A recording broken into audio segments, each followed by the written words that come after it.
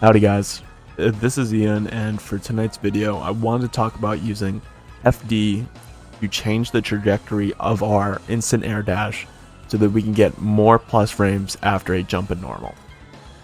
Now the basic idea of this is that the higher we land after a jump in normal, the less frames of advantage that we have. So we typically want to land as deep or as close to the ground with our jump normal. And to represent this, I've set Soul to do a reversal throw, and we're going to do two jumps, one at the top and one delayed so that we hit to the ground.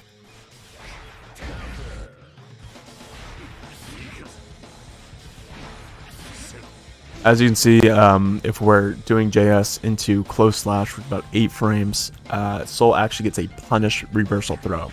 So we know that the close slash is trying to come out, and he is punishing that because we're not actually having enough advantage to prevent him from being able to throw. And if we delay,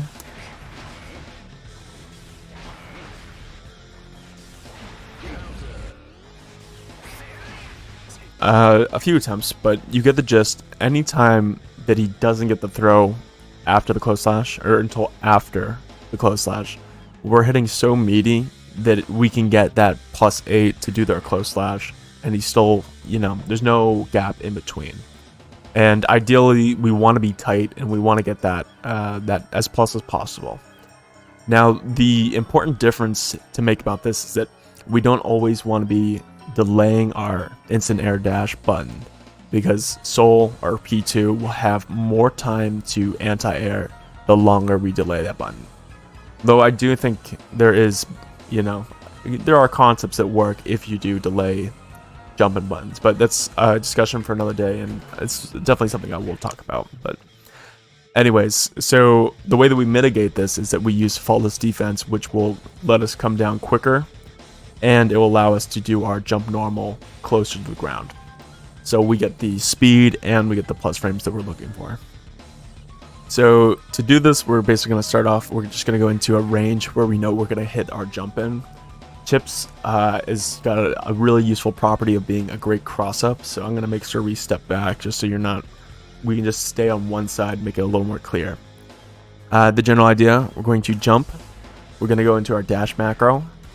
I'm going to tap FD. Just one tap is all we need, we don't need to hold it.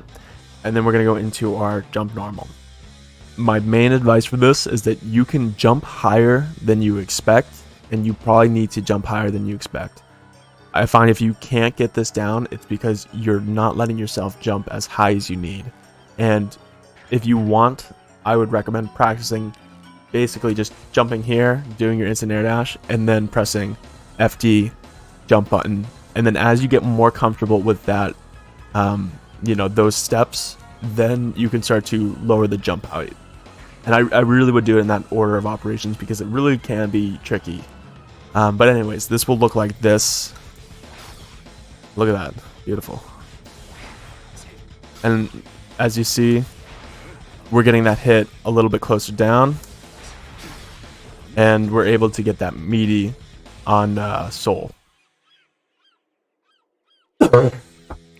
Now, this can be effective for multiple reasons. The first and easiest one is that if we're able to get our jump in normal, we can start going for empty lows, for instance, right? So if he's worried about me doing that, we can go into that.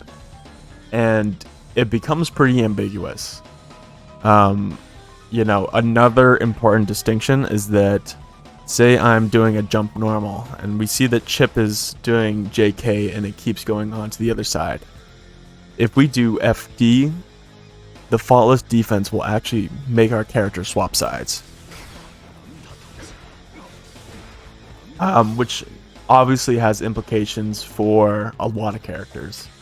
So as just another example of a character, we'll do it with Testament, because I've been playing around with them and I'm kind of excited to see how they're affected by this new balance patch. It sounds like they've gotten a lot of good things, but I'll just show this as an example and then we'll end there. Let's see. Something like this is really good.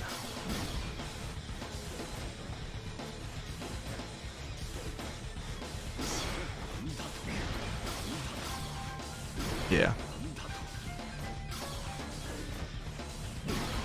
A lot of the input errors that I'm getting, I think it comes from the buffering system, trying to buffer 5p over faultless defense, which is a common, input issue. But like I said, once you get that FD macro, I don't think we'll have that issue occurring. And the alternative to if we don't do this with Testament, right, is that we're doing that instead of that, which is, you can obviously see the implications on why that could be good. Well, I mean, I think we could like do frame traps, like, yeah, it'd be really nice. Okay, anyways, that's it for tonight's video. Let me know what you guys think. It really is a tricky technique. Like I said, focus on as high of a jump as possible first, FD tap, then press your jump normal. And, play around with the jump normals. I only showed Chips and Testament's JS. You will probably actually show Chips JK as well. You'll find that some of the moves that are faster startups will also be easier to practice with, but they might not be as useful as your most prominent normals, like Chips JH. It's kind of you don't really get it with doing this technique because you land too soon. It just kind of cancels out. But even in that sense, like, that might be good to start the animation up so that the empty low looks like something is going to hit. So there's still, application for that. Let me know what you guys think, and stay tuned for some more stuff about Season 2. I'm definitely interested to go over some of the changes for that. Peace.